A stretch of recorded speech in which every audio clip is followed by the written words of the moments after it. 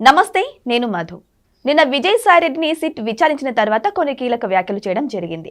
అయితే ఆయన వ్యాఖ్యలోని పరమార్థం మాత్రం ఎవరికి అర్థం కావడం లేదు. అంటే జగన్ను సమర్థిస్తూ మాట్లాడుతున్నారా, లేదంటే జగన్కు వ్యతిరేకంగా మాట్లాడుతున్నారా అనేది మాత్రం తెలియడం లేదు. అసలు విజయసాయిరెడ్డి ఏం మాట్లాడారు, అయితే ఆయన మాటలు వెనుకున్న పరమార్థం ఏంటి అనే విషయాల గురించి రోజు మనం తెలుసుకుందాం. ప్రస్తుతం మనతో పాటు ఉన్నారు సీనియర్ జర్నలిస్ట్ దుర్గా వడ్లమాని గారు. వారిని అడిగి మరిన్ని విషయాలను తెలుసుకుందాం. నమస్కారం మేడం. మేడం, నిన్న సిట్ విచారణ తర్వాత విజయసాయిరెడ్డి గారు కొంచెం కీలక వ్యాఖ్యలు చేశారు. నేను రిజైన్ చేసేసానని, ఇంకా వైసీపీకి నాకు సంబంధం లేదన్నట్టు మాట్లాడారు. కానీ దాని వెనకాల కూడా ఇంకేవో హింట్లు ఇస్తున్నారేమో జగన్మోహన్ రెడ్డికి అని కొంతమంది సందేహపడుతున్నారు. మరి అసలు ఏం మాట్లాడారు, దాని వెనుకున్న పరమార్థం ఏంటి మేడం? ఆయన నిన్న క్లియర్గా చెప్పాడు. ఆయన ఈ లిక్కర్ స్కామ్లో జగన్మోహన్ రెడ్డికి సంబంధం లేదు. ఒకవేళ రాజకేశ్వరెడ్డి చేసినా కూడా జగన్మోహన్ రెడ్డికి తెలిసి ఉండదు, చెప్పి చేసి ఉండడు అన్నట్టుగానే మాట్లాడాడు ఆయన. నన్ను మళ్ళీ వెనక్కి పిలవండి, క్వార్టరీని తప్పించండి. మొన్న కూడా ఆయన ట్వీట్ చేశాడు కదా, మీ క్వార్టరీనే మిమ్మల్ని ముంచుతుందని వెనిజువెలా అధ్యక్షుడు భార్యతో పోల్చాడు కదా. కాబట్టి నిన్నను ఏదో బ్రహ్మాండం బద్దలవుతుంది అనుకుంటే ఏం కాలా, నేను వెనక్కి వచ్చేస్తానండి, నన్ను తీసుకోండి అన్నట్టు చెప్పాడు. కానీ రెండు రకాలుగా మాట్లాడాడు. మీరు గమనిస్తే కనుక అయితే విజయసాయిరెడ్డి లెక్కల మనిషి అనేది ప్రూవ్ చేసుకున్నాడు. సీఏ కాబట్టి సీఏ బుర్ర ప్రకారమే మాట్లాడాడు. రాజకీయంగా ఆయన పెద్దగా మాట్లాడిందే మనకు కనిపించట్లే, కానీ అంతరార్థాలు ఉన్నాయి. ఏ రకంగా అంటే, ఒకటి, జగన్మోహన్ రెడ్డి 2029లో గెలవడం కష్టం. రెండోది, మీరు క్వార్టరీ మొత్తం పక్కకు పెట్టండి. మూడోది, నన్ను మళ్ళా పార్టీలోకి తీసుకోండి, నేను కూటమిని విచ్ఛిన్నం చేసే పథకం మీకు చెప్తాను, మీ ఎవరికీ తెలియదు అది. మళ్ళీ ఇంకో మాట ఏం మాట్లాడాడు అంటే, ఈయన ఆలోచించేది ఏంటంటే, నాకు అర్థమైంది, ఈయన బీజేపీలోకి వెళ్తాడు. అవును, నేను రాజకీయాల్లోకి వస్తాను అన్నాడు, కానీ పార్టీ పెడతానని చెప్పలేదు. కానీ ఇవాళ కనుక మీరు ఒక్కసారి ఆంధ్రప్రదేశ్ కానీ తెలంగాణ కానీ రాజకీయ వాతావరణం చూస్తే కొత్త పార్టీలకు ఎక్కడా ఆస్కారం లేదు. ఎందుకంటే ప్రజలకి అసలు ఎవరిని నమ్మే ప్రసక్తి లేకుండా ఉన్నారు. ఎందుకంటే ఏ పార్టీ చూసినా ఏ ఉన్నది గర్వకారణం అన్నట్టుగా, స్కాములు అవినీతులు తప్ప ఇంకేమున్నాయి అన్నట్టుగానే ఉంది. కాబట్టి ఇవాళ ఏ పార్టీ పెట్టినా 1% కూడా ఓటింగ్ రాదు. కాబట్టి అతను ఏం చేయొచ్చు, నేను గతంలో చెప్పా, మీకు గుర్తుంటే కనుకైతే విజయసాయిరెడ్డి వ్యవసాయం చేసుకుంటాను అన్న రోజే, ఈ మనిషి వ్యవసాయం చేయడం ఏమీ చేయడు, ఈయన బీజేపీలోకి వెళ్తాడన్న. అదేవిధంగా ఆయన రిజైన్ చేయడానికి రాజ్యసభ సభ్యత్వానికి, పార్టీ ప్రాథమిక సభ్యత్వానికి కారణం ఏంటంటే, ఆయన బీజేపీకి మంచి చేశాడు. కూటమిలో ఉంటూ కూటమికి ఇప్పుడు ఈ రాజ్యసభ ఆయన ఏదైతే రిజైన్ చేశాడో అది కూటమిలోకి వెళ్తుంది. సో ఇవాళ బీజేపీకి అతను హెల్ప్ చేశాడు. ఈ హెల్ప్ కోసం ఇవాళ ఏం చేస్తాడు, బీజేపీలోకి చేరే అవకాశం ఉంది. అయితే బీజేపీలోకి ఎందుకు చేరతాడు, మళ్ళా జగన్మోహన్ రెడ్డిని కాపాడడానికి. ఇది కూడా నేను ఆ రోజు చెప్పాను. నేను ఆయన రిజైన్ చేసిన రోజే నేను ఈ మాటలన్నీ చెప్పాను. ఇవాళ కొత్తగా చెప్పింది లేదు. ఇవాళ చాలా సోషల్ మీడియా ప్లాట్ఫామ్స్ ఇవాళ చెప్తున్నాయి ఈ మాటలని, బట్ నేను ఆ రోజే చెప్పాను. కాబట్టి ఇవాళ ఆయన ఇంటెన్షన్ తేటతెల్లమైంది. అంటే ఇవాళ బీజేపీలో చేరి ఆయన ఇండైరెక్ట్గా జగన్మోహన్ రెడ్డికి సపోర్ట్ చేయిస్తాడు. ఇండైరెక్ట్గా జగన్మోహన్ రెడ్డి జైలుకి వెళ్లకుండా కాపాడే అవకాశం ఉంది.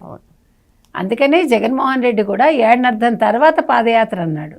అంటే ఈలోగా లెక్కలు డొక్కలు సరి చేసుకుని బీజేపీతో మంచిగా ఉండి, ఇంకొక ముఖ్యమైన పాయింట్ ఏంటంటే, విజయసాయిరెడ్డి వేస్తున్న ఎత్తుగడ ఒకటి, బీజేపీ తోటి జనసేన నుంచి తెలుగుదేశాన్ని విడగొట్టడం.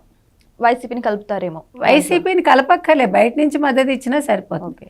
ఎందుకంటే జనసేనని కోరుకున్నది బీజేపీ, జనసేన ద్వారా తెలుగుదేశాన్ని చేర్చుకున్నది బీజేపీ.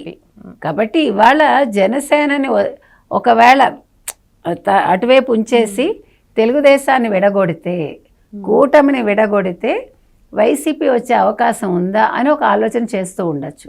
కానీ ఇది 100% వర్కౌట్ అవ్వదు. ఎందుకంటే జనసేన చంద్రబాబు నాయుడిని, తెలుగుదేశాన్ని వదిలి పక్కకి వెళ్ళదు.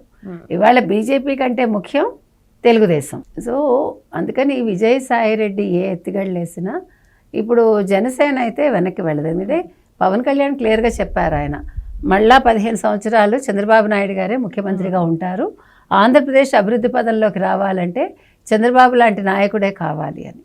కాబట్టి ఖచ్చితంగా మీకు విజయసాయిరెడ్డి ఎన్ని ప్లాన్లు వేసినా విజయసాయి రెడ్డి జగన్మోహన్ రెడ్డికి ఏమీ తెలియదు అమాయకుడు అని చెప్పినా ఇవాళ మిథున్ రెడ్డి కూడా ఈడీ దగ్గరికి వెళ్తాడండి. మరి మిథున్ రెడ్డి ఏం చెప్తాడు, రాజ్ కేశిరెడ్డి ఏం చెప్పాడు, ఇవన్నీ కూడా ఆలోచించాలి. అయితే ఇది ఒక పక్క. ఇంకో పక్క కనుక మీరు ఆలోచించారంటే నిన్న విజయసాయి రెడ్డి బయటకు వచ్చి మాట్లాడింది అబద్ధమా అని కూడా ఆలోచించండి. అవును, ఎందుకంటే లోపల అతను అప్రూవర్గా మారిపోయి బయటకు వచ్చి ఈ నాటకాలు ఆడుతున్నాడా అంటే జగన్ అరెస్ట్ వరకు ఈ నాటకం ఏమైనా ఇలా కొనసాగిస్తాడా అనేది కూడా ఆలోచించాలి. అదే నేను ఇందాక మీకు చెప్పింది అదే, అతనిది లెక్కల బుర్ర అని చెప్పింది అక్కడ. ఎందుకంటే రాజకీయంగా కంటే కూడా ఎవరితోటి ఎవరికి బెనిఫిట్ ఉంటుంది, విజయసాయి రెడ్డి ఎవరితో ఉంటే అతనికి బెనిఫిట్ ఉంటుందో ఆలోచించుకుని ఉండొచ్చు.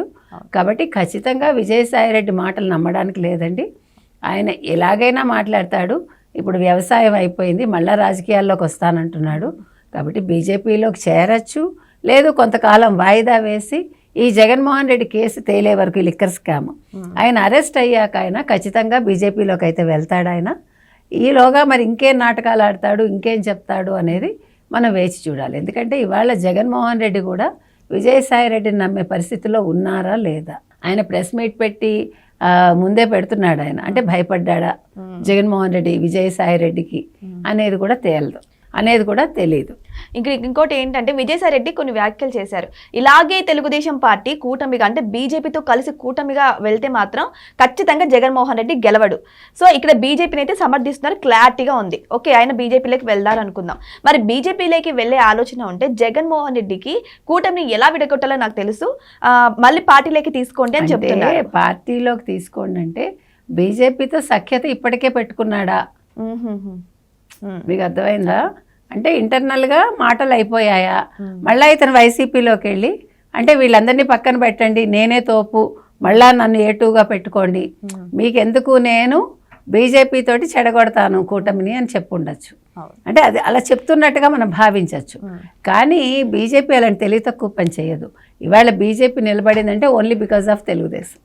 ఈ కుంభకోణంలో మిథున్ రెడ్డి, రాజ్ కేశిరెడ్డికి మాత్రమే ప్రమేయం ఉంది, జగన్మోహన్ రెడ్డికి తెలిసే అవకాశం లేదని చెప్పేసి విజయసాయి రెడ్డి అంటున్నారు. సో ఎందుకు ఉండకూడదు మేడం? ఎందుకంటే మీరు మాటలు నమ్ముతున్నారా? అంటే అంతకంటే అమాయకులు ఆంధ్రప్రదేశ్ ప్రజలను అనుకుంటున్నాడా, వాళ్ళు పిచ్చాళ్ళు అనుకుంటున్నాడా? ఆంధ్రప్రదేశ్ ప్రజలు గొర్రెలు కాదు, గుర్తుపెట్టుకోండి. వాళ్ళు ఎంత తెలివైన వాళ్ళు అంటే వాళ్ళు ప్రతి మనిషికి ఒక అవకాశం ఇచ్చి చూస్తారు. అలాగే జగన్మోహన్ రెడ్డికి ఒక అవకాశం ఇచ్చారు, కానీ అతను ఉపయోగించుకోలేదు, అందుకే వాళ్ళు ఇంటికి పంపించారు. వాళ్ళు మళ్ళా పొరపాటున కూడా జగన్మోహన్ రెడ్డిని నమ్మరు, విజయసాయి రెడ్డిని నమ్మరు, ఎవరిని నమ్మరు. మీరు కావాలంటే చూసి రాసుకోండి. ఇది ఇంకొక 15-20 ఏళ్ల వరకు వేరే ఏ పార్టీ కూడా ఆంధ్రప్రదేశ్లో రాజకీయంగా వాళ్ళు ముందుకొచ్చే అవకాశం లేదు, వాళ్ళు నెగ్గే అవకాశం లేదు, వాళ్ళేమి ప్రభుత్వాన్ని ఏమంటారు ఏర్పాటు చేసే అవకాశం అంతకంటా లేదు. సో ఏదేమైనా సరే విజయసాయి రెడ్డి చేసిన వ్యాఖ్యల్లో మాత్రం 2-3 పరమార్థాలు అయితే కనిపిస్తుంది. మరి జగన్మోహన్ రెడ్డి తన పాదయాత్రను మొదలు పెట్టే టయానికి ఈ యొక్క మాటల యొక్క అర్థం ఏంటో తెలుస్తుందో లేదో మనం వెయిట్ చేసి చూడాల్సిందే. Thank you so much. Thank you madam. Thank you అండి.